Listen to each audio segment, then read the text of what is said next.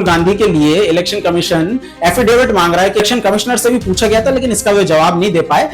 65 लाख आपने नाम हटाए हैं, इतने घुसपैठियों को आप पकड़ पाए हैं। इस भारतीय जनता पार्टी और इलेक्शन कमीशन दोनों ही मिलकर उसका जवाब नहीं देना चाहते। दोस्तों, एसआईआर को लेकर के पूरे देश में हंगामा मचा हुआ और भारतीय जनता पार्टी की ओर से कुछ सवाल भारतीय जनता पार्टी की सरकार के लिए तो नहीं लिए जाते हैं, लेकिन इलेक्शन कमीशन को लेकर के जो सवाल उठाए जाते हैं उसका वो जवाब देने जरूर जाते हैं। लेकिन जब इलेक्शन कमीशन से ऐसे सवाल पूछे जाते हैं जिनका कि सवाल का जवाब बहुत आसान सा उनके लिए होना चाहिए, तो भारतीय जनता पार्टी और इलेक्शन कमीशन दोनों ही मिलकर उसका जवाब नहीं देना चाहते। तो 3 प्रश्न ऐसे हैं जो कि इलेक्शन कमीशन से पूछे गए और इलेक्शन कमीशन को उनका जवाब देना ही चाहिए, या भारतीय जनता पार्टी उनकी ओर से जवाब दे दे, क्योंकि प्रेस कॉन्फ्रेंस करके वो इलेक्शन कमीशन के बिहाफ पर जवाब तो देते ही हैं। तो 3 सवाल कौन से हैं? सबसे पहला सवाल कि जो एसआईआर कराया गया था, जिसके लिए भारतीय जनता पार्टी के कई सारे नेताओं ने कहा कि इससे घुसपैठिए पकड़े जाएंगे, 65 लाख आपने नाम हटाए हैं म्यांमार से, नेपाल से, बांग्लादेश से या किसी और देश से। ऐसे कितने घुसपैठियों को आप पकड़ पाए हैं इस एसआईआर के जरिए, जिन्हें कि आप कह सके कि ये घुसपैठिए पहले वोट डाल रहे थे, अब नहीं डाल पाएंगे?